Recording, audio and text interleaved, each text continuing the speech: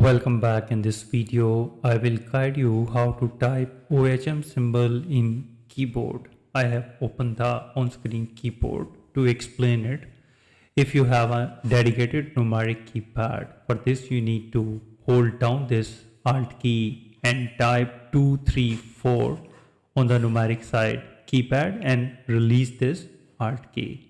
So let's do it. Hold down the Alt key and press 2, 3, 4 and now release this Alt key. The code instantly will turn into the OHM symbol. Another way is that you need to press this Alt key and on the numeric side keypad you need to press 8, 4, 8, 6 and release this Alt key. The Unicode shortcut method is you need to type 03A9 and then you need to press this Alt key and X key all together. This will instantly convert to the OHM symbol.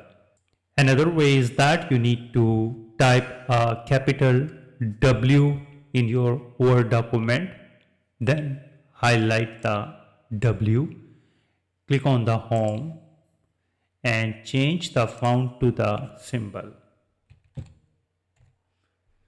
This is the symbol, and here you can see that the word is converted to the OHM symbol.